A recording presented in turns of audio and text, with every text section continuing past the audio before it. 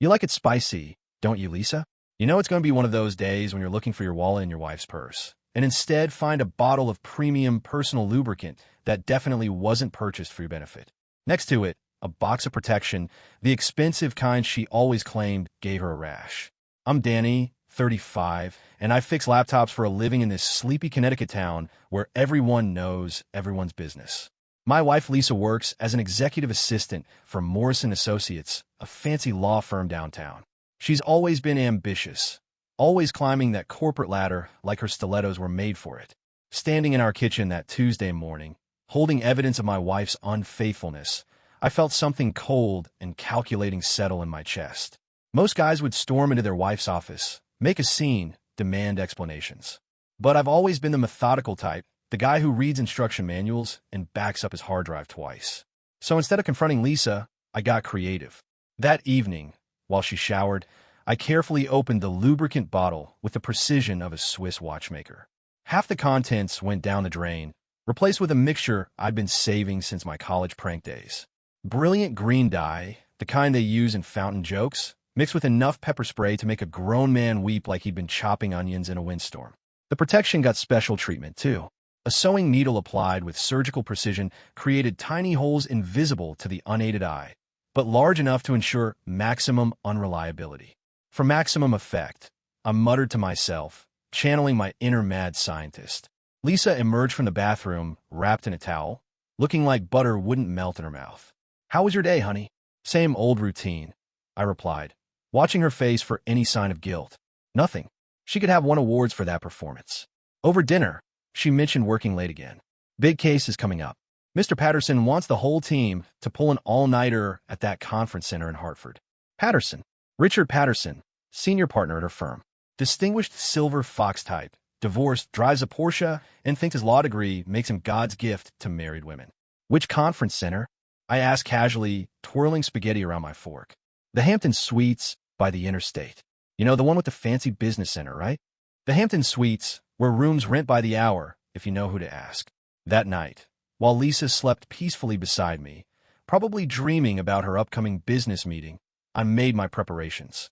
A small GPS tracker went under her car seat. Modern technology is beautiful when you know how to use it. 3 days later, my phone buzzed with a location alert. Lisa's car was parked at the Hampton Suites at 3 p.m. on a Wednesday, during what she'd claimed was a client meeting downtown. I drove over, parked behind a landscaping truck with a clear view of the parking lot, and settled in a wait. 20 minutes later, Lisa emerged from room 237, adjusting her hair and smoothing down the black dress I'd bought her for our anniversary. Behind her walked Patterson himself, straightening his tie with the satisfied smirk of a man who just scored a touchdown. I watched them embrace. Not a professional handshake, but the kind of kiss that left lipstick on his collar and my marriage in ruins. Lisa was wearing the red lingerie, set she claimed was too uncomfortable for regular wear. My phone camera captured everything. Timestamps, GPS coordinates, their faces clear as day. But photos weren't enough. I needed the full picture. The following week, I called in sick and established proper surveillance. Nothing dramatic. Just a patient man with binoculars and a thermos of coffee, learning their routine.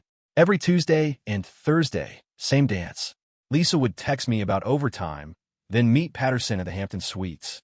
On Thursday, I booked a room directly below theirs. The Hampton Suites might look fancy, but the walls were thin enough to hear every word of their pillow talk. Her husband's completely clueless. Patterson's voice drifted down through the ceiling. Lisa says he spends more time with computers than with her. Poor guy probably thinks romance is fixing her laptop. Lisa's laugh was like fingernails on a chalkboard. "Danny's sweet, but he's so predictable. Boring." "Really? You know what excitement he brought to our marriage last month? A new password manager. What he doesn't know won't hurt him." Patterson chuckled. That's where he was wrong. For the next hour, I listened to them systematically dismantle my character, my career, and even my choice in breakfast cereal. Every insult was another nail in their respective coffins. When they finally left, Patterson strutting like a peacock and Lisa practically glowing, I made my move. His silver Porsche sat under a security light, pristine and perfect. I didn't touch it. Didn't need to. I had bigger plans. Lisa came home that evening complaining about stomach cramps. "I think I ate something bad at lunch," she groaned, making her third trip to the bathroom in 20 minutes. "Poor baby," I said, offering her ginger ale. Maybe you should take tomorrow easy. The next morning, my gym buddy called with interesting news. Dude, you'll never believe what happened to that lawyer Patterson yesterday. Had some kind of medical emergency during his power lunch. Serious digestive issues right there in the middle of the country club dining room. I nearly choked on my coffee. No kidding. Word is they had to call paramedics. The guy was doubled over, sweating, the whole 9 yards. They're saying it might have been food poisoning. Phase 1 was working perfectly. 2 weeks later, Lisa came home pale and shaking. She sat me down at our kitchen table, her hands trembling as she reached for mine. Danny, we need to talk, she whispered. Something happened. I felt my heart rate spike, but kept my expression neutral. What kind of something? There was an incident at the hotel today. Her voice was barely audible. Richard and we were having a meeting, and something went terribly wrong. What kind of wrong? I asked, though I already knew. Lisa's face crumpled. We both ended up in the emergency room. There was some kind of chemical reaction. We're both covered in this green stuff that won't wash off. It burns, Danny. It burns everywhere. I had to bite the inside of my cheek to keep from reacting. Chemical reaction? The doctor said it looks like industrial dye mixed with irritants. Richard thinks someone targeted us. He wants to call the police. Maybe hire a private investigator. That's terrible, I said, mustering all the concern I could fake. Are you okay? Do you need to go to the hospital? She shook her head, tears streaming down her cheeks. I already went. They gave me some cream for the irritation, but the green, they say it might take weeks to fade completely. That evening, while Lisa soaked in an oatmeal bath trying to ease the irritation, I got a call from my cousin Mike, who works security at the Hampton Suites. Danny, you've got to hear this, Mike whispered. We had the craziest incident today. 2 people in room 237 had some kind of medical emergency. Paramedics said they'd never seen anything like it. Both of them covered head to toe in bright green dye, screaming about burning sensations. That's wild, I replied, keeping my voice carefully neutral. Here's the kicker. It happened during what was obviously an affair. The guy's a big-shot lawyer. The woman's married to someone else. Both of them trying to explain to paramedics why they were in a hotel room together, covered in mystery chemicals in their undergarments. Sounds embarrassing. Embarrassing doesn't cover it. There are other guests filming with their phones. This thing's going viral. Green lovers caught in chemical romance is trending on social media. I hung up and allowed myself a small smile. Phase 2 was exceeding expectations. The next morning, Lisa emerged from our bedroom, looking like a radioactive Christmas elf. The green dye had settled into her skin overnight, creating a mottled pattern that no amount of makeup could cover. Her eyes were still red and puffy from the pepper spray residue. I can't go to work like this, she wailed, staring at herself in the hallway mirror. Everyone will see. Everyone will ask questions. Maybe you should call in sick, I suggested. Tell them you had an allergic reaction to something. My phone rang. Patterson's name flashed on the screen. Lisa lunged for it, but I answered first. Danny, this is Richard Patterson from Lisa's firm. His voice was hoarse, probably from the ordeal. We need to talk. There's been a serious incident involving your wife. Oh, I replied innocently. What kind of incident? Someone deliberately targeted us, poisoned us. This was an attack, and I have reason to believe you might be involved. Lisa was frantically shaking her head, mouthing, "Don't say anything." That's a serious accusation, Mr. Patterson, I said calmly. Are you saying someone tried to hurt my wife? Your wife and I were conducting business yesterday when we were both exposed to some kind of chemical substance. We're talking about serious legal charges here. Business? I let the word hang in the air. Lisa's face went white beneath the green tint. What kind of business requires you to be in a hotel room together, Mr. Patterson? Silence on the other end. I think you know exactly what I'm talking about, Patterson finally said, his lawyer instincts kicking in too late. Actually, I don't, I replied cheerfully, but I'd be happy to discuss it. Maybe we should meet somewhere public with witnesses. I'm sure my lawyer would love to hear about the business you've been conducting with my wife. Your lawyer? Oh, yes. You see, I've been documenting some interesting patterns in Lisa's behavior lately. Unexplained absences, mysterious purchases, hotel receipts. I'm sure it's all perfectly innocent, but in situations like this, it's important to have legal representation. The line went quiet, except for Patterson's unsteady breathing. I'm hanging up now, he said finally, but this isn't over. No, I agreed. I don't think it is. After I hung up, Lisa stared at me with a mixture of horror and dawning realization. You did this, she whispered. You knew about us. You planned this. Knew about what? I asked innocently. Don't play dumb, Danny. You sabotaged the... You put something in the... She couldn't finish the sentence. I put something in what, Lisa? I was enjoying this more than I probably should have. Your work supplies? Your business materials? Or are you talking about the personal lubricant I found in your purse? The one sitting next to the box of protection that you supposedly can't use. Her face crumpled. It's not what you think. Really? Because what I think is that my wife has been having a secret relationship with her boss for months, lying to my face, and using our money to pay for hotel rooms where she can mock our marriage. That's not true. Should we call the Hampton Suites and ask about their security footage? Or maybe check your phone records for all those work-related text messages you've been sending to Mr. Patterson. Lisa sank into a kitchen chair, the green dye on her skin making her look like a defeated leprechaun. How long have you known? She asked quietly. Long enough to get creative. She looked up at me with red-rimmed eyes. What do you want? I want you to understand something, I said, sitting across from her at her kitchen table. For months, you and Patterson have been playing games with my life, laughing at me, planning around me, treating me like some oblivious fool who couldn't see what was happening in his own marriage. Danny, I'm not finished. You used our home as your base of operations. You used our bed to plan your rendezvous. You used our money to fund your adventures. And through it all, you looked me in the eye every morning and lied. She was crying now, green-tinted tears running down her cheeks. I'm sorry, she whispered. I'm so sorry. It just happened. Richard was charming, and you were always working, and I felt neglected. Stop. I held up a hand. Just stop with the excuses. You made choices. Adult choices. Now you get to live with adult consequences. What kind of consequences? Before I could answer, my phone rang. Patterson again. Don't answer it, Lisa begged. Please, Danny. He's panicking. He thinks you're going to ruin his career. Isn't that interesting? I'm mused, letting it go to voicemail. He's worried about his career, but not worried about destroying our marriage. The voicemail was 3 minutes of Patterson threatening legal action, demanding meetings, and generally sounding like a man whose world was crumbling around him. I played on speaker so Lisa could hear every desperate word. He's scared, she said when it finished. He should be. That afternoon, while Lisa hid in our bedroom, trying various home remedies to remove the green staining, I received a visit from Patterson himself. He stood on my front porch looking like an agitated, Incredible Hulk. Green dye covered his face, neck, and hands, his expensive suit wrinkled and stained. We need to talk, he said through gritted teeth. Absolutely, I agreed, stepping outside and closing the door behind me. I wanted this conversation to happen where the neighbors could see. You did this to us, he stated flatly.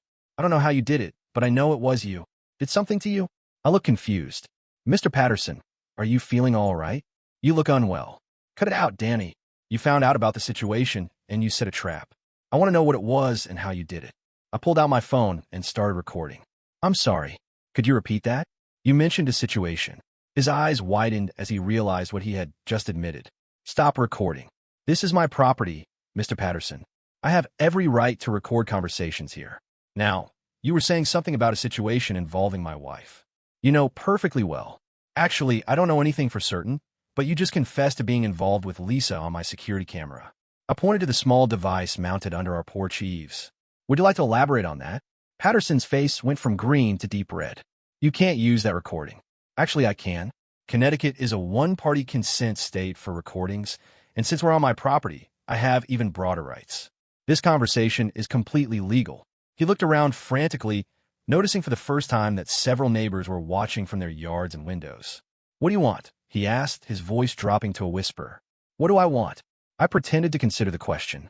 Well, let's see. I want my wife to stop lying to me.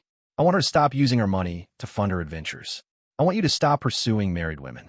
And I want both of you to understand that actions have consequences. This was an attack, Patterson said desperately. A deliberate one. I could have you arrested. For what? You still haven't told me what I supposedly did. And more importantly, you still haven't explained what you were doing in a hotel room with my wife when this mysterious incident occurred. He was trapped, and he knew it. Any complaint he filed would require him to admit to the affair, explain why he was in a hotel room with Lisa, and detail how he came to be exposed to whatever had turned him green. I want you to stay away from my wife, he said finally. Funny thing, I replied. I was about to say the same thing to you. Patterson turned and walked back to his Porsche, which looked even more out of place now with a green-tinted driver behind the wheel. As he drove away, I waved to Mrs. Chun from next door, who had been watching the entire conversation from her garden.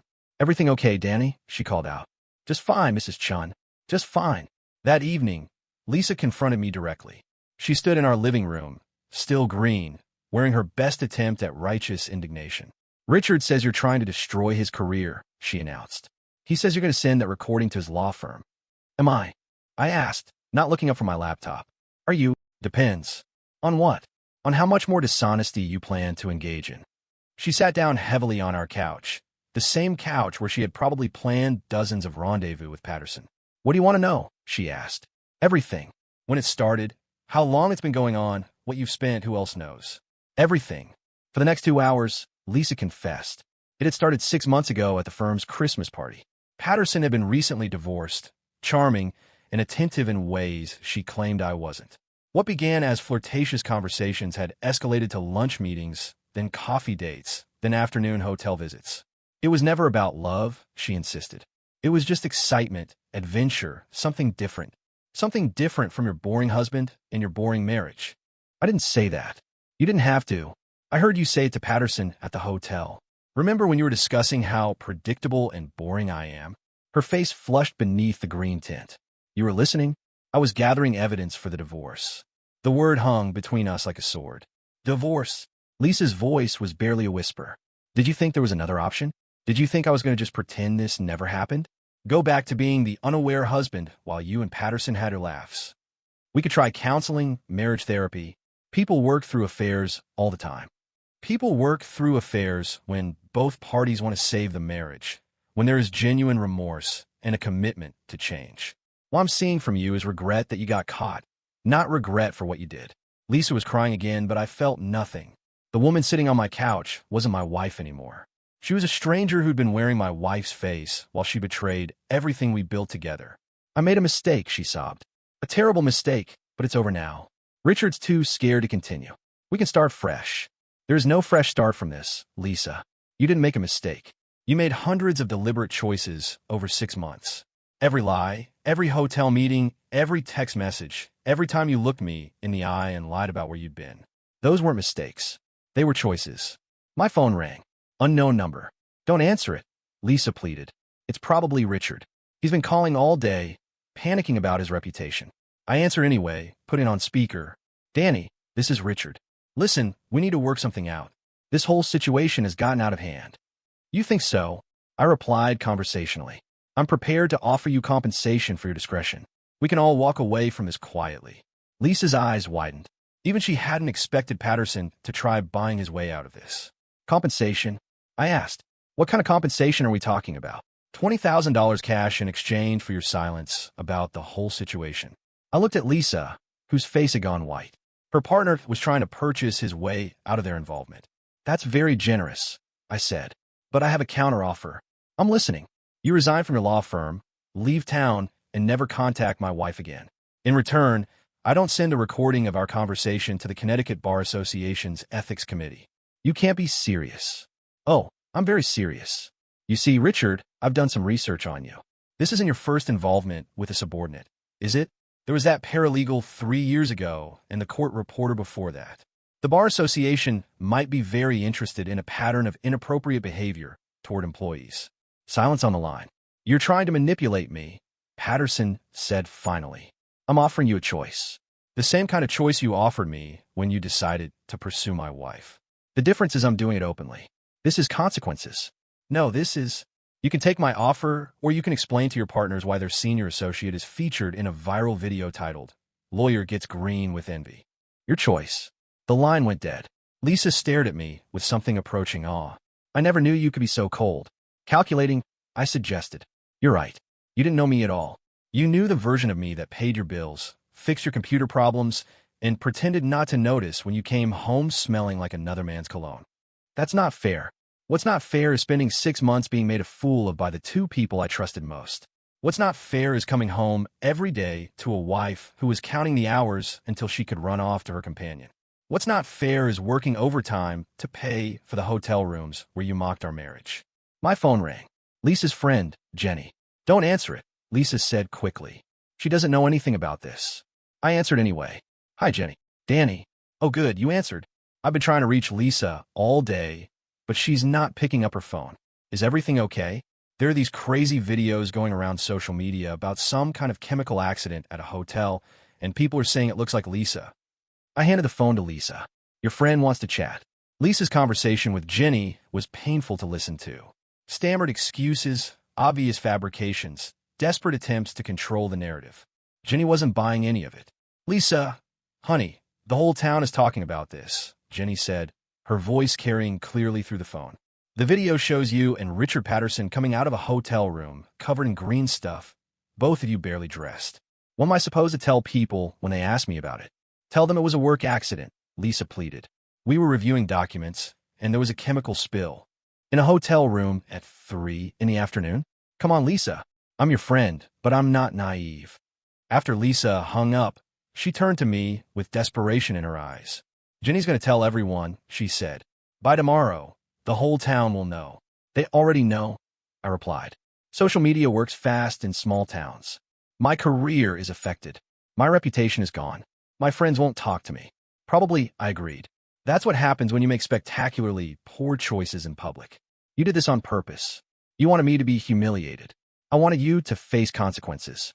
There's a difference. Lisa stood up, pacing our living room like a caged animal. What if I told you I was pregnant? I looked up from my laptop. What if I was?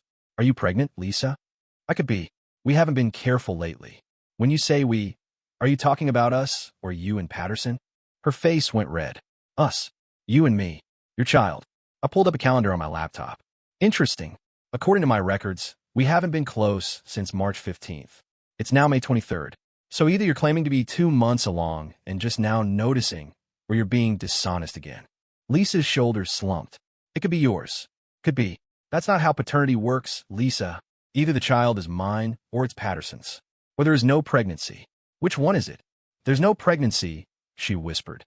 I thought maybe if you believed I was expecting, you'd be willing to work things out. So you lied again. Even now, when everything is falling apart, you're still being dishonest with me. I'm desperate, Danny. I don't know what else to do. You could try telling the truth, just once for the novelty of it. That night, Lisa slept in our guest room.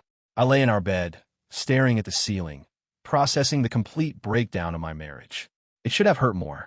The fact that it didn't probably said something significant about how empty our relationship had been long before I found that item in her purse.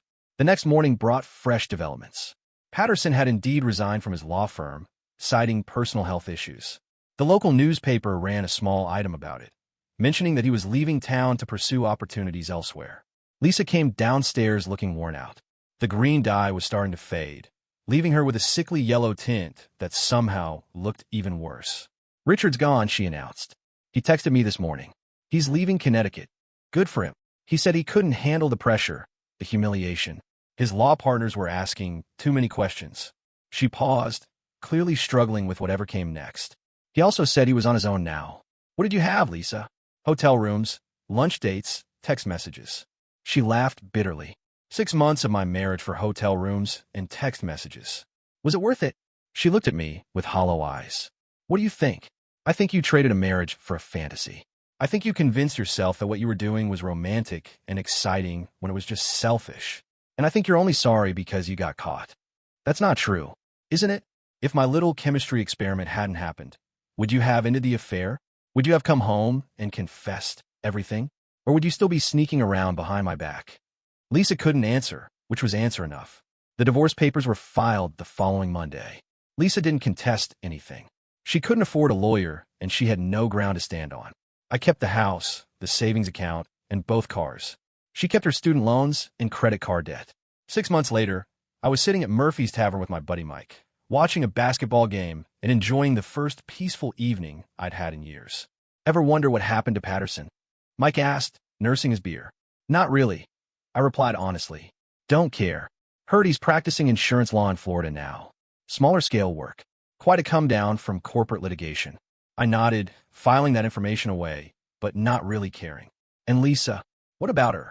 Heard she's working at that call center outside Hartford, living in some apartment complex with thin walls and loud neighbors.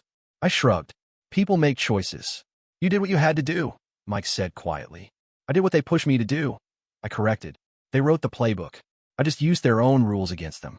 My phone buzzed with a text from an unknown number. Danny, this is Lisa. I know you probably don't want to hear from me, but I need you to know something. I realize now what I lost when I lost you.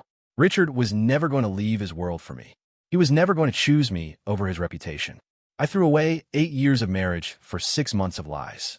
I know you'll never forgive me, and I don't deserve forgiveness, but I wanted you to know that I understand now what I had, what I destroyed. I hope you find someone who appreciates you the way I should have. I deleted the message without responding. Some people hire private investigators when they want answers. Some go for dramatic confrontations or public scenes. Some spread rumors. Me, I prefer a more methodical approach. A little chemistry, a lot of patience, and the understanding that the best response to betrayal isn't destroying your opponents. It's letting them face the consequences of their own choices. I finished my beer, paid my tab, and walked out into the cool evening air. Behind me, Murphy's Tavern buzzed with conversation and laughter, life continuing as always does. Tomorrow might bring another message from Lisa or news about Patterson's continuing decline. There might be more drama, more attempts to drag me back into their chaos. But tonight I was free. Free of their lies, their games, their toxic situation. Free to build a life based on honesty instead of deception. I drove home to my quiet house, where nobody was lying to me, where nobody was planning betrayals over breakfast, where I could sleep peacefully without wondering where my spouse really was or who they were really with. Some people might say I went too far, that turning someone green and affecting their career was an excessive response to an affair. But those people didn't spend months being systematically deceived and humiliated. They didn't discover evidence of betrayal while looking for car keys. They didn't hear their spouse laughing about their shortcomings with their companion. I gave Lisa and Patterson exactly what they gave me, a masterclass in consequences. The only difference was mine came with a dash of brilliant green for emphasis. And honestly, I haven't lost a minute of sleep over it. The best part? Every time someone in town sees a bright green shirt or a bottle of food coloring, they remember the green affair and chuckle. Lisa and Patterson became a cautionary tale, a reminder that in small towns, secrets don't stay secret for long. Meanwhile, I've got my house, my peace of mind, and a reputation as the guy who turned unfaithfulness into performance art. Not everyone gets to become a local legend for their divorce story. Some people settle for closure. I went for color. And let me tell you, brilliant green was exactly the right choice.